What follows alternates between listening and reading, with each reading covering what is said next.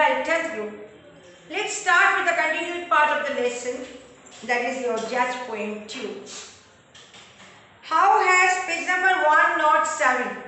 How has he held his instrument?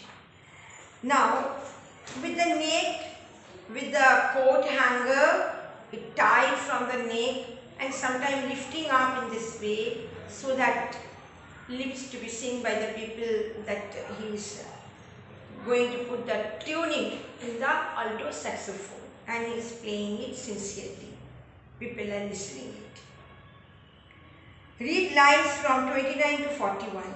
It gives a picture. Can you imagine that? 29 line to 41. 29 line means here. Aware coat hanger. Gently he lifts its snout to parted lips see.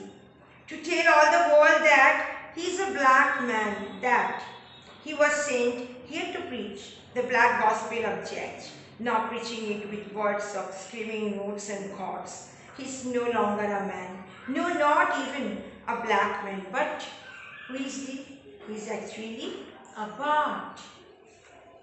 Now next one, preaching with words, line 35. Find out line number 35.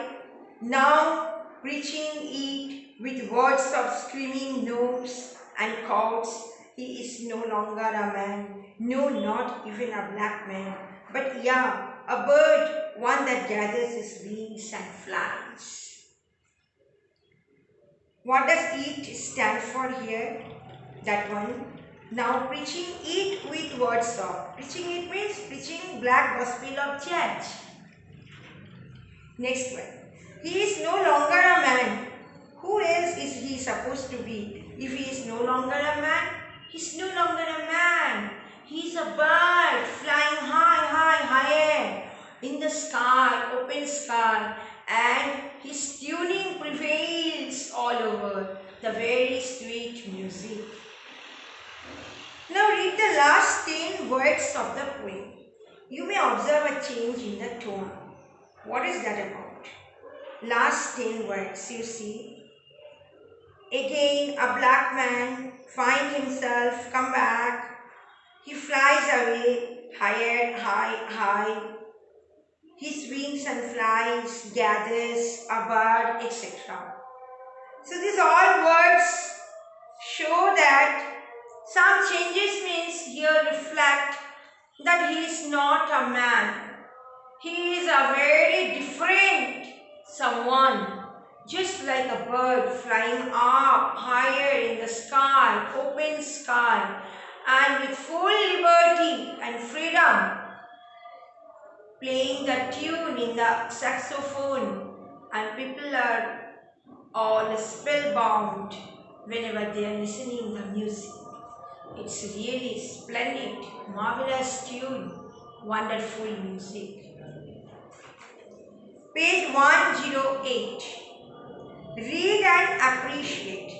Usually a poem is written in a stanza form with a rhyme scheme.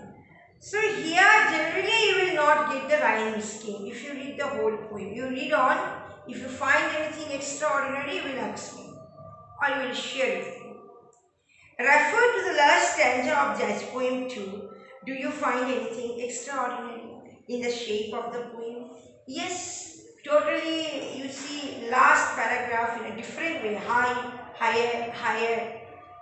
some track changes. Why do you think lines 41, 42 and 43 are different from others? What does it suggest? 41, 42, 43. A bird, one that gathers its wings and flies. Higher, until he flies away or come back to find himself. A black man again. Now, refer to the last stanza of Jazz Poem 2.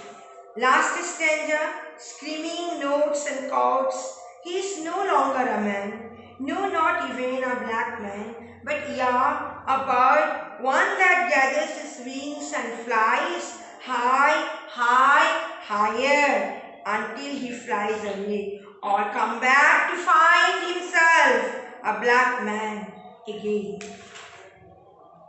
Now next one you see, Poem is full of images, words, pictures. Some examples are given.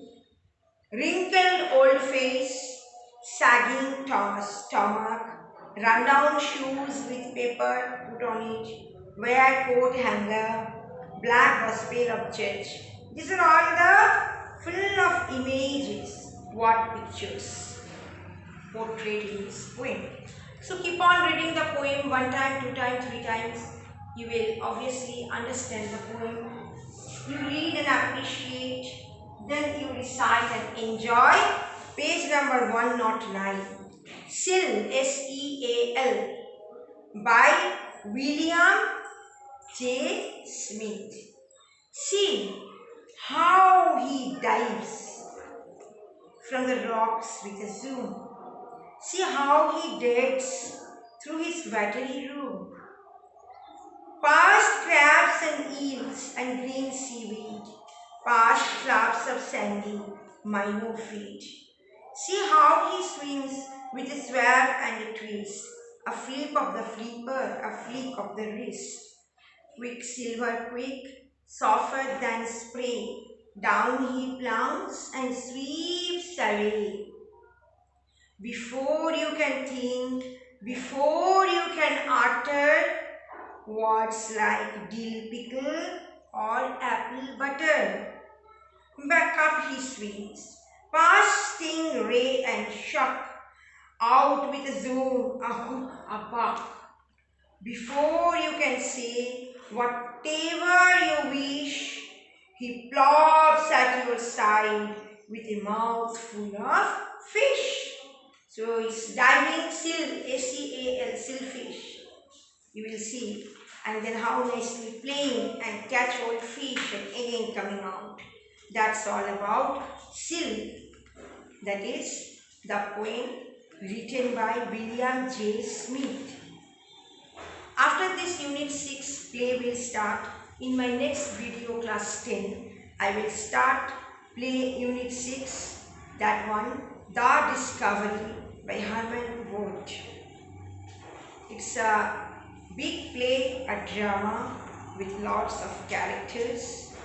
I wish, I hope so, at a glance, whenever with full concentration you will read it, you will surely enjoy the drama and all the characters.